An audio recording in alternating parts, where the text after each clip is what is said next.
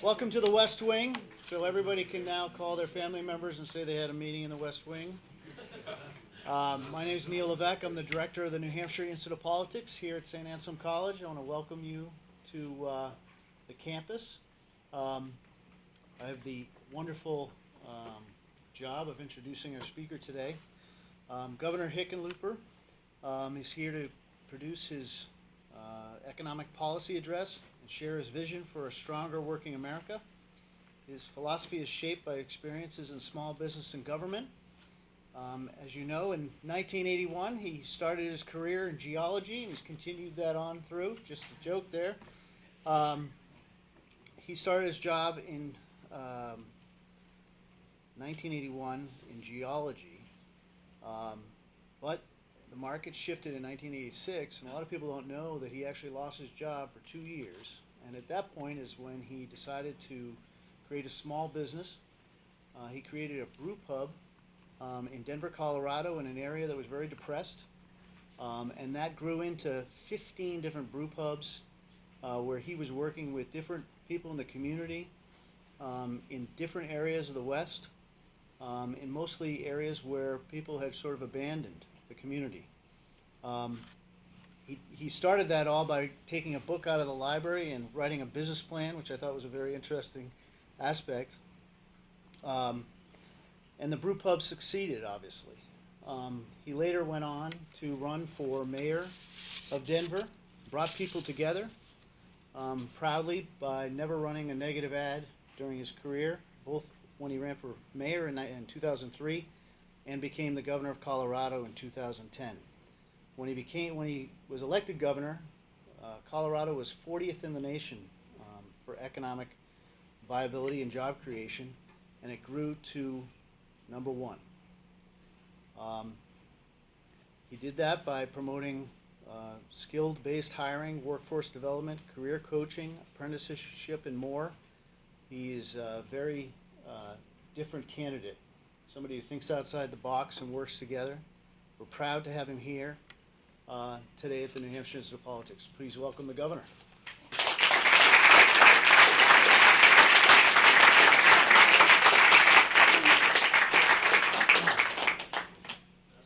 Thank you for that kind introduction and for having me back at St. Anselm's and the Institute. I come to you today as a former small businessman, a mayor, and a governor who is worried about our economy and about society. If we listen to the president these days, you would think that we have nothing to worry about. He says our economy is going strong, but actually our economy is going wrong. Wrong for workers, wrong for new graduates, wrong for small business people, wrong for women and communities of color, and wrong for our middle class. Now, Donald Trump is a big piece of this problem.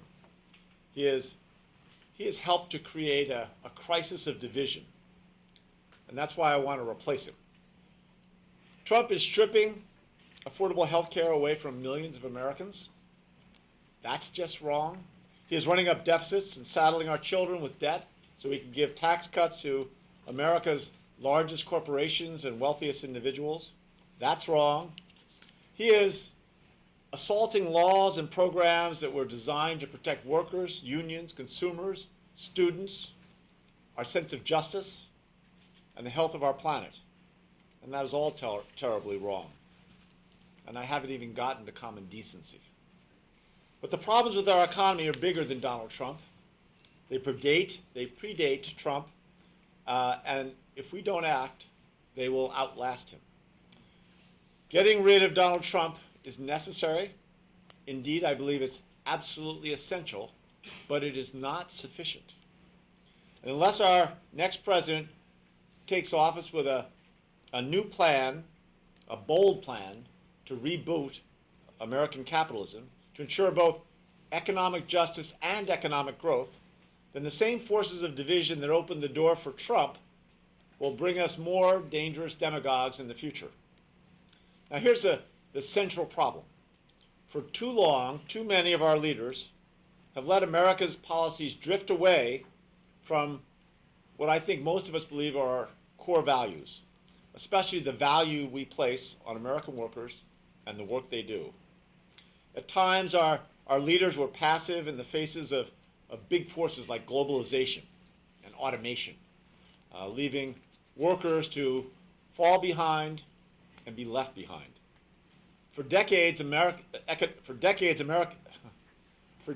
economic policies have shifted to favor the wealthy and powerful over those who work hard to get by. Consider, in the 2 generations after World War II, inflation adjusted, America's wealth per person doubled. And it wasn't just GDP or the wealth of the wealthy. The wealth of average families doubled. By the end of the 1970s and in 1980, that changed. After the oil shocks hit and Republican trickle-down policies came on, our economy stopped driving middle-class prosperity. Since then, real wages, inflation adjusted, have hardly grown at all. It's fair to say that for almost half the population, there's been almost no gain. Gains in income and wealth have gone almost entirely to the top 1% of Americans. Now we have this hourglass economy with a few at the top with sky-high incomes, a hollowed-out middle, and large numbers stuck at the bottom. And this hourglass is telling us that we're running out of time. No democracy in human history has survived this level, this magnitude of inequality, such as we're experiencing today. Now, if you step back, you've really got to hand it to the GOP for achieving the near impossible. Just years after the collapse of the Soviet Union, their greed and mismanagement has revived the lure of socialism for a whole generation of Americans. Who would have imagined the Koch brothers and Donald Trump could help resuscitate the discredited ideas of Karl Marx and Joseph Stalin? Socialism is no better a solution today than it was 100 years ago. The answers to our current economic problems are not simple, but they are not socialism. As an entrepreneur, as a proud entrepreneur, I am convinced that the answer starts with reestablishing the primacy of one core value above all: work. The centrality of the workers and farmers and innovators who are at America's foundation. We need to ensure stronger rights to the human capital we each own in our time. And this includes our work, our ideas, even our privacy. When capitalism works, we should all have money left over after paying our bills. That is capital. Money that enables us to invest, be that in our skills, our children, our future. Literally whatever we choose. In this country, that is one of our most sacred liberties. From the earliest days of the Republic, we built an economy and social fabric centered on the idea of work and enterprise. From John Henry to Rosie the Riveter, from farms to our mills to the garages where American entrepreneurs invented the computer age. The importance of work isn't just an abstract concept for me. And over the years, it has only gotten more personal. I first moved out to Colorado in the early 1980s as a geologist. And then a recession hit, as they always do, despite what our president promises. And I lost not only my job, I lost my profession. Over 10,000 geologists were laid off. I was out of work for 2 years. And I was fortunate that I didn't have the responsibilities of a wife or children, but still, when you're unemployed that long, you begin to see a different person in the mirror. You begin to question your purpose. But then some friends and I checked out the proverbial book from the library about how to write a business plan. I didn't know what the words pro forma meant. And and 34 investors, and 3 loans later, we opened this new concept, a brew pub, a restaurant that brews its own beer in an abandoned part of Denver. The rent was $1 a square foot per year. After a few years of 70-hour weeks, the brewery took off. An entire neighborhood grew up around it. Of all the people running for 2020, there are only a few who have had the experience of creating jobs, really creating jobs. And I think only one who has had the experience of creating jobs both in the private and the public sector. When I became mayor and then governor, I insisted on putting work and workers and entrepreneurship at the center of our strategy. And I think the results were dramatic. We funded scholarships for low-income students. We invested in apprenticeships and training so young people could get cutting-edge skills. We created a job matching program, skillful.com, so workers could see how to plug into the new economy. We pulled together mayors from the entire metro Denver area, most of them Republicans, and launched a huge expansion of light rail, and so much more. As a result, as you heard in the introduction, Colorado went from 40th in job growth to being the #1 economy in the country for the past 2 years, according to U.S. News and World Report. Let me tell you a couple things we didn't do. First, we didn't demonize the private sector to try and score political points. And maybe that works when you're an office holder in Washington. I don't want to cast aspersions. When you're an office holder in Washington where your ideas really just have to win the next election. But when you're a mayor or a governor or a CEO, your ideas have to get results. You're where the proverbial buck has to stop. That's why we worked with business leaders to build our apprenticeship program and our training programs and our scholarship programs and indeed our light rail system. It's why we believe so strongly in public-private partnerships. The second thing we didn't do, we never went about trying to help working people in ways that could undermine our long-term economic health. That's another delusion of some folks in Washington, to try to simply redistribute our economic bounty without growing our bounty is a fool's errand, and one that will surely lead to calamity and unintended consequences. When the economy doesn't grow, working people are always the first to suffer. In Colorado, we actually went out and got rid of thousands of government regulations, unnecessary red tape, to help motivate more entrepreneurs to start more businesses. Sometimes spurring growth requires government action, but sometimes it requires getting rid of that excessive growth that happens in any enterprise, and also that part of government I often refer to as the fundamental nonsense of government. Let me be blunt about one thing. Some of the policies being proposed this year, I think, would be hazardous to our economy and our people. A total government takeover of all health insurance, a federal job guarantee for every person in America. These are certainly big ideas, but they're also quite possibly very bad ideas. I think they would bloat federal government and massively raise taxes. They would depress economic growth. And let me assure you that in the end, they would hurt working people. I'm running for president so we can have an economy defined by both justice and growth. The answer isn't to embrace socialism, but rather to reboot and rescue American capitalism and make it what it should be and what it can be, a force to better lives for everyone and create a more just society. Above all, I'm running to put workers and entrepreneurs at the center of our economic life.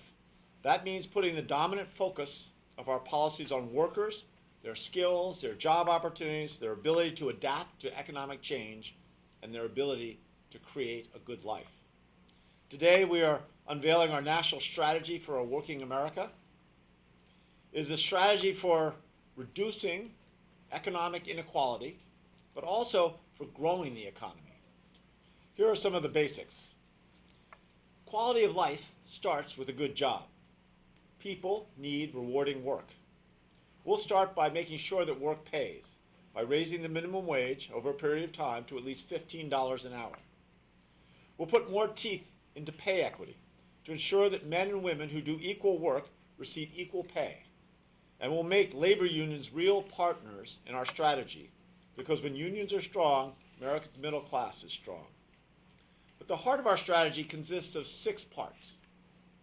First, we'll start by making college more affordable for young people, by enabling students to refinance their loans at low rates, and by strengthening provisions so that graduates can work off student loan debt if they take jobs in teaching or other forms of public service. And we also need to make sure our young people have the skills for tomorrow's economy. While it's important to make universities affordable, 2 of every 3 young people never get a 4-year degree. These kids should really be our starting point. It's time to make sure this forgotten 2/3 has access to training and skills so that they get good jobs and the country gets strong growth. That's why we're going to launch the largest expansion of apprenticeships and training in American history, so our young people are ready for the jobs of the future. And let me assure you, those jobs are coming. I'll make sure they have the skills where things like automation and artificial intelligence become career opportunities rather than career killers. We will make community college free for those who can't afford it, and take the career-wise apprenticeship model we pioneered in Colorado and scale it nationwide. Second, we will generate millions of new good jobs by repairing America's crumbling roads and bridges and ports, and building thousands of clean energy projects. That's what we did in Colorado. In addition to Fast Tracks, the largest transit initiative in modern American history, we provided incentives for clean energy jobs across the state. And today, Colorado has as many jobs in clean energy as in mineral extraction. As Amory Lovins and many others have argued, a smart, market-friendly program of clean energy development can help transform climate change from an economic threat into an economic opportunity across America.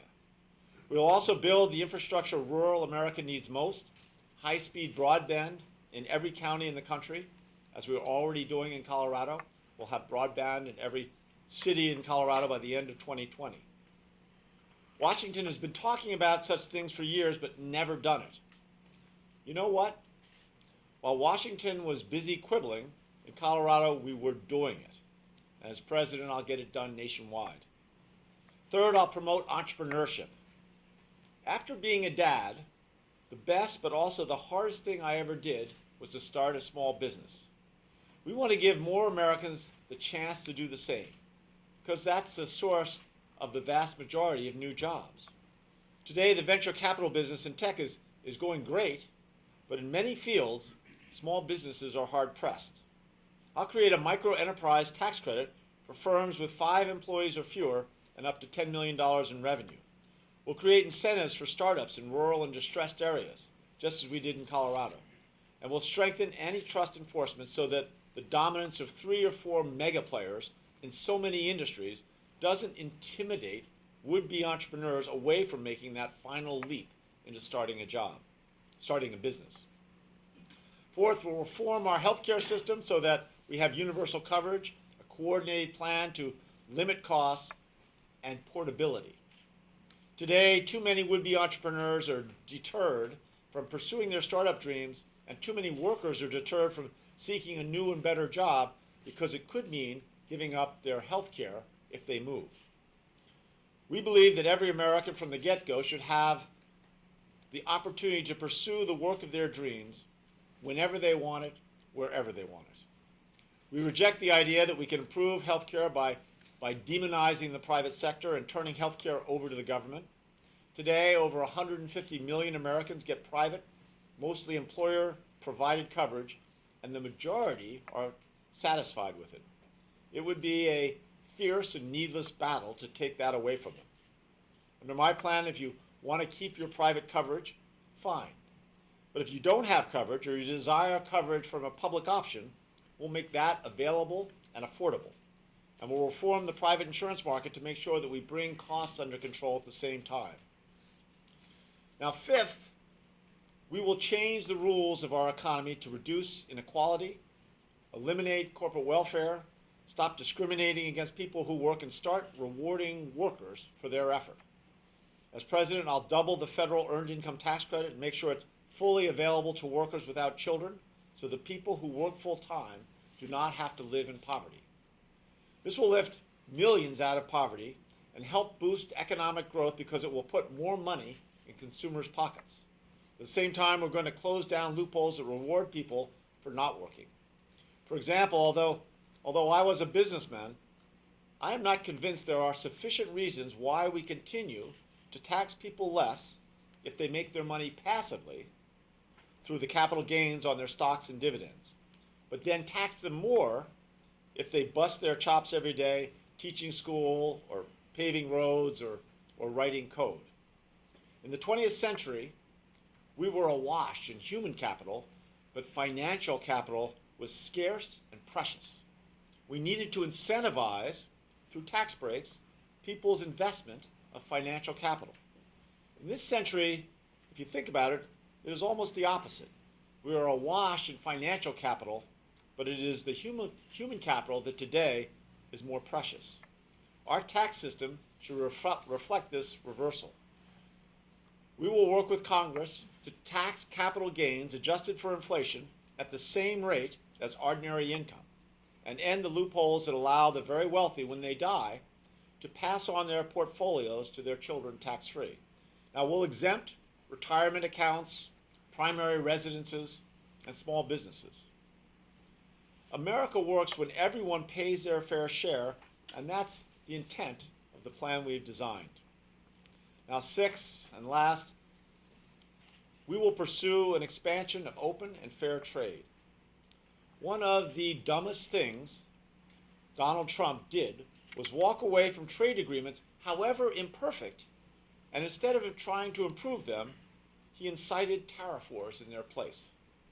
If properly improved, these trade agreements held the prospect of growing our economy, creating good jobs, and deepening our ties with key friends and allies around the world. We have to ensure trade is fair to our workers, our entrepreneurs, and our environment. But we can't do that with walls and tariffs. We need to do it with negotiations that open up the world to our products and our services. You can't grow our economy without growing trade. Anyone who isn't speaking up for open and fair trade probably isn't speaking up for American workers. Today, American capitalism has gone wrong in so many ways, but we can rescue it. We can expand economic equality and economic growth. We can make the private sector into a stronger engine of opportunity and innovation than having it continue as a political piñata. When it comes to building a stronger, more equitable economy, I am an optimist. As a small business owner, you have to be. I believe if we pursue the kinds of strategies we've outlined, or I've outlined today, we can create an economy that provides security and opportunity for all Americans, not just the top 1%. We can transform the forgotten two-thirds into the amazing two-thirds, another greatest generation with a level of skills our country hasn't imagined but desperately needs. We can end this devastating pattern of an hourglass economy and restore a big, healthy, growing, secure middle class where work is rewarded and rewarding and workers come first. At the end of my presidency, I want people to feel like America's economy is really working again, where our country's values of hard work and hard workers are rewarded, and that for millions upon millions, the American dream is back within reach. Thank you very much.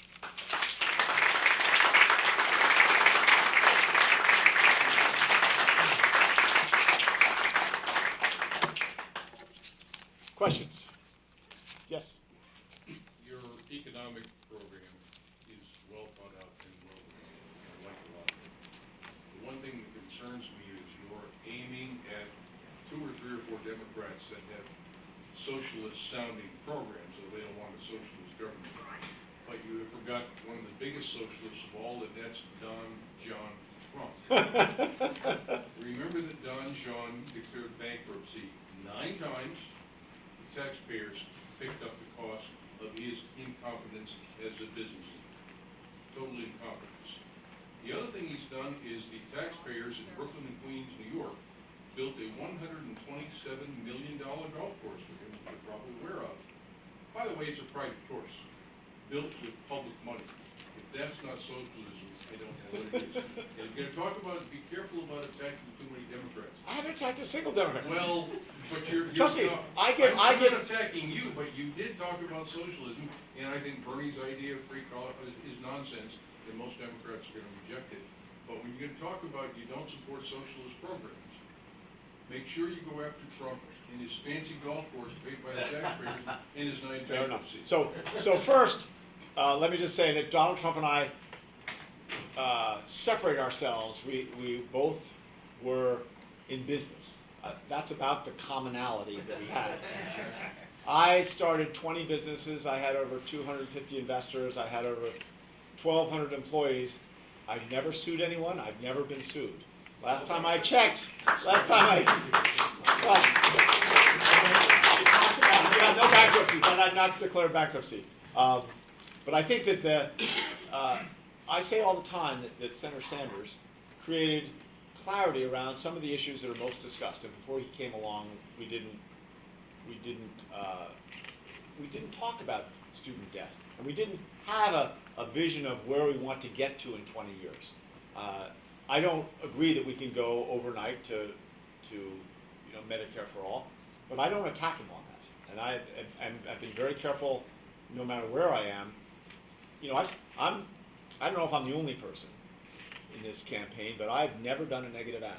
I've never tried to attack my opponents to get in the newspapers and raise myself up, because that, at the end of the election, all those, you're not just attacking that person, you're attacking all the people that believe in that person. And after the election, if you're going to deal with climate change and the inflation of healthcare, we've got to all come together after the election, without question. I think that's what we've done in Colorado. That's the reason why I'm running for president. I think I can bring people together on the other side. Yeah. Yeah, well, first of all, by the way, I'm from Wynwood, Pennsylvania. Oh my God. So, and I went to Haverford Friends School right next to where you went to school. Quaker, my family were Quakers 3 generations ago, but we knew Quakers all the time, and we knew that the Friends schools in Philadelphia, half the private schools are Quaker.